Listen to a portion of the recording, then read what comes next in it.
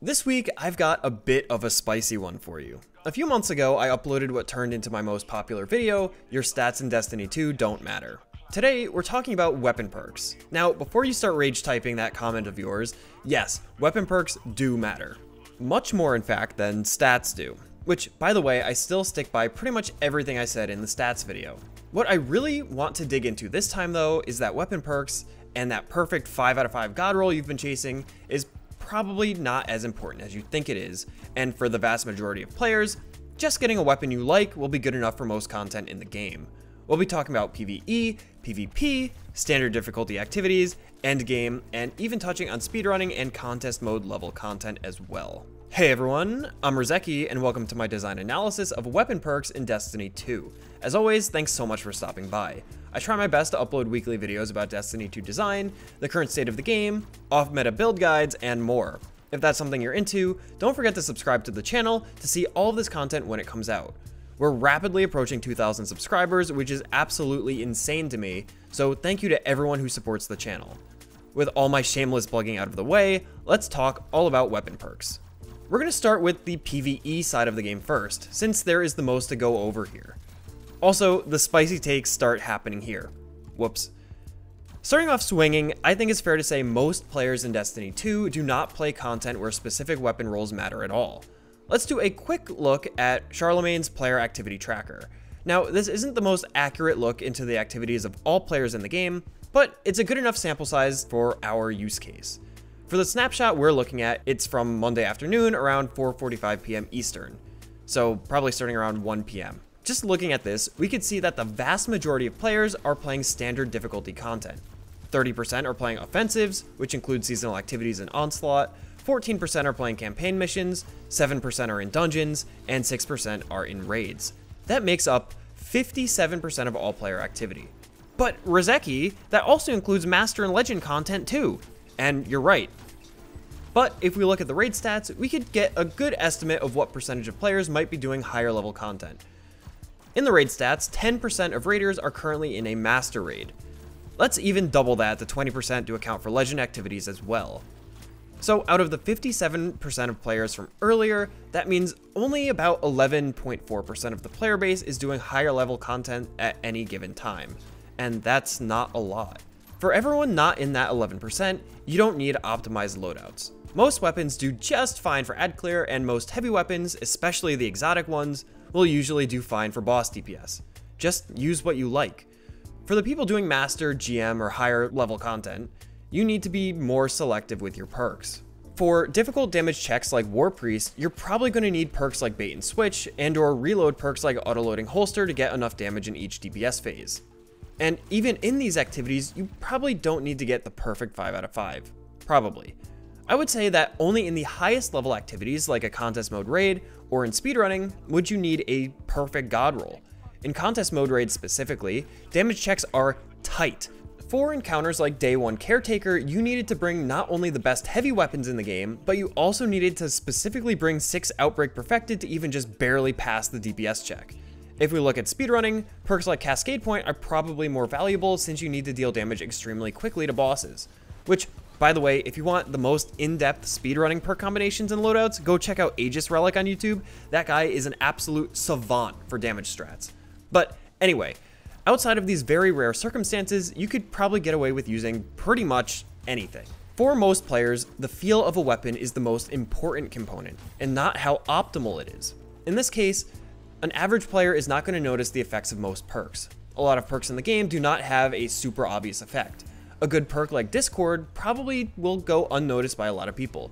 Although recently, it's been highlighted by some weapon review channels due to it being available on the Brave Arsenal version of Succession. It's still a perk that doesn't really have an immediate obvious effect on your gameplay. To make use of Discord, you need to understand weapon swapping, and on top of that, have to have the game sense to understand how the bonus ADS speed and airborne effectiveness can improve how a weapon feels. Although, to be fair, the ammo refund is probably pretty noticeable.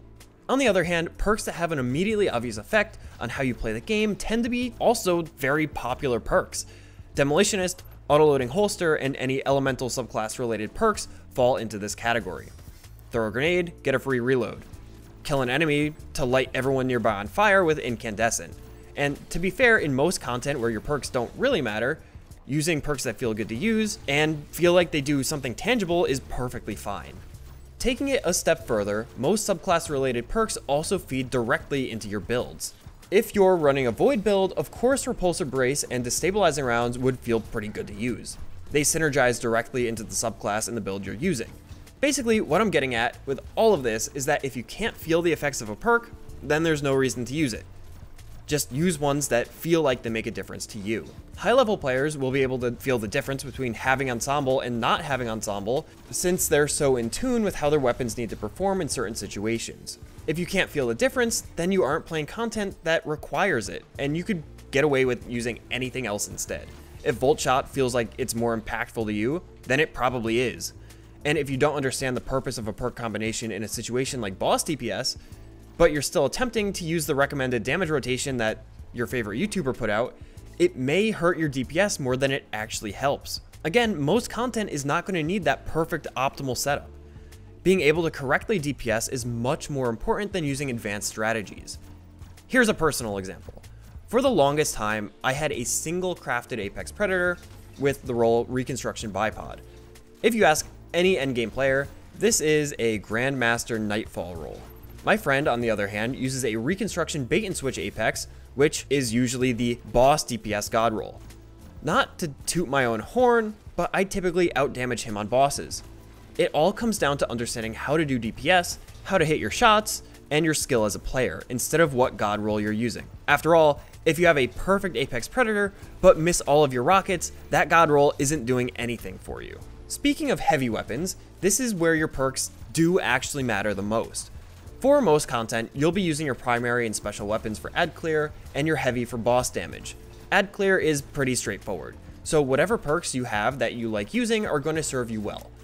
But for boss DPS, once you understand how to do DPS, the actual damage from your heavy is going to be entirely reliant on your perks. If you're looking for a god roll of something, hunt down the perfect heavy weapon, as it will have the biggest impact on your overall damage. The final topic for PvE is the other perks on your weapons. Up until now, I've focused pretty much solely on your third and fourth column perks, and that's for good reason. These are the heavy hitters, the ones most likely to have an impact on how you play. But you also have first column perks, which is usually your barrel, second column perks, which are usually your magazine, your origin trait, and your masterwork. These perks, for the most part, fine-tune your weapon. For the majority of people, again, you're not going to really feel the effects here. The third and fourth column perks are the gameplay perks, and the first and second column perks are mostly gun feel perks. Gun feel perks are not going to become apparent unless you're playing at the pinnacle level, like doing content like master raids, contest mode, or speedrunning. Chasing that perfect 5 out of 5 is not required for anything short of the most endgame of endgame players, which is totally fine. For everyone else, play with perks you like, and don't stress about hunting down the best of the best unless you're a player that absolutely needs it, or if you really want to grind the game out. And if you are at the point where you need god rolls of weapons, chances are you probably have them already. Okay, that was a lot. If you did make it this far into the video, you probably find it at least a little bit interesting, so if you are enjoying it, maybe drop a like on the video, maybe subscribe. I've got some cool stuff in the future coming out that you won't want to miss. Okay, so our next section here is all about PvP. PvP is a totally different beast from PvE. Perks can make or break a gun, from the major perks in the third and fourth column to the minor perks in the first and second column. PvP is much less forgiving than PvE. In the Crucible, you are either the winner of a gunfight or the loser, and it's over in less than a second or two. If a gun feels bad to use, you will know immediately. A large number of perks found in PvP are directly related to making a weapon more consistent. Keep away, head seeker, target lock, tap the trigger, opening shot. All of these improve the ability of a weapon to hit their optimal TTK in a wide variety of ranges and situations. Sure, if you hit all your headshots on a 140 hand cannon, you'll have the exact same TTK if you used a different 140 hand cannon. But in the real world, you might be slightly out of range, or you might hit a body shot by accident. Having a perk like opening shot will help you hit optimal TTK when slightly outside of the optimal range for 140, and that goes for all of the other perks as well. The minor perks in columns 1 and 2 also play a pretty big role. Here's another personal anecdote. If you've stopped by any of my live streams during a trials weekend, you probably know that I don't like 120 hand cannons very much. They just don't feel good to me. But I was determined to get a good roll of Igneous Hammer to use. I got a 3rd and 4th column combination that's pretty good. Keep away opening shot. I had a couple of these actually, and I tried every single one and they all felt awful to me. Too much kick was the biggest turnoff. But I got one roll that I was able to crank the stability on, polygonal rifling, and a stability masterwork. And wouldn't you know it, it felt pretty good to use. The perks that don't matter so much in PvE completely changed how I felt about a particular weapon in PvP. The reason why PvP places a much higher emphasis on perks than PvE is because of the nature of PvP. It's unforgiving, and is all about how in tune you are with your weapon of choice. Engagements are fast, lasting only a couple of seconds. If you can't pick up the kill, then you're the one getting killed. Not having a weapon and perk combination that works for you is going to be immediately obvious. If you have a combo that doesn't fit your playstyle, then you're going to notice yourself losing much more frequently. On the other hand, having a perfect weapon roll will cause you to noticeably start winning more. This instant feedback is what makes weapon perks so important in PvP. This actually relates to what I said about PvE perks too. Perks that have the most noticeable effects are going to be used most often. In PvE, perks like Incandescent, Volt Shot, or reloading perks like Demolitionist just so happen to fit in this category. It just so happens that in PvP, every component of a gun can be felt in the gameplay, so every perk becomes more immediately important. And of course, it kind of goes without saying, but a perfect 5 out of 5 god roll is not going to make you a top tier PvP player. A top 5% player with a bad roll is still going to win against a bottom 5% player with a god roll. Skill in the Crucible trumps over any meta perks you might have on your gun. PvP perks will increase a weapon's consistency and feel, but will not make up for any lack of skill. Let's sum everything up. Unlike your stat distribution on your armor, your weapon perks matter a lot more. Despite that, perks aren't everything, and for most players, you don't need a god roll. Perfect weapons are only required in cases where you're playing content that demands it. Master raids, contest mode, Grandmaster nightfalls, speedrunning. These activities are true endgame activities and require weapons that could handle the difficulty. For regular raids, seasonal activities, etc., you're going to be fine running whatever you like. Clearing out ads will feel the same for the most part, no matter what kind of weapon you're using. Perks that have noticeable effects, like those that synergize with your subclass, will be the most impactful to your gameplay in this setting. For boss DPS, learning how to actually deal damage to a boss comes first and foremost before worrying about any of your perks.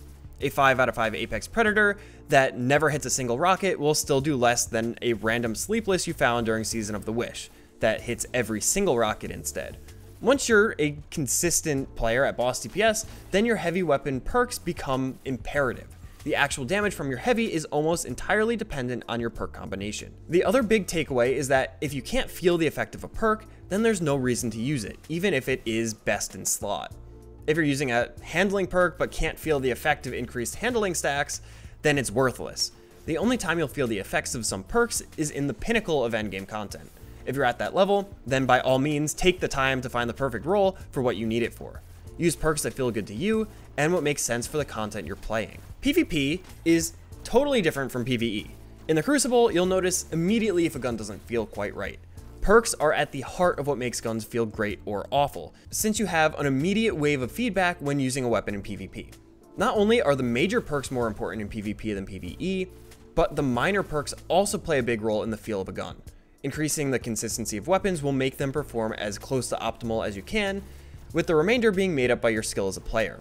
Remember, just like for boss DPS, you need to have the skill to use a weapon before that weapon's god roll makes a difference in your gameplay. There are so many different weapons with tons of different perks in Destiny 2, and it's pretty challenging to approach the system as a new player or even as a veteran player. And with the pressure of the community pushing certain specific god rolls, you might feel compelled to use a particular option over another. But at the end of the day, perks don't matter as much as you think they do. Use what works for you, what matches the content you're playing, or just use what you like. Chase the god roll if you need it, or if you're a collector and you want to experience the grind. But if you don't need it, you don't need it. And trust me, if you're at the point in the game where you're in need of something specific, you probably already have it. But maybe that's just my opinion. What's your take on weapon perks? Do they matter to you? Are you hunting down those perfect 5 out of 5 god roll shiny weapons from Onslaught? Let me know in the comment section down below, or over in our Discord server linked in the video description. Oh, and if you want to see more, don't forget to subscribe to the channel and drop a like. All of the support is greatly appreciated. But I think that's all I've got for now.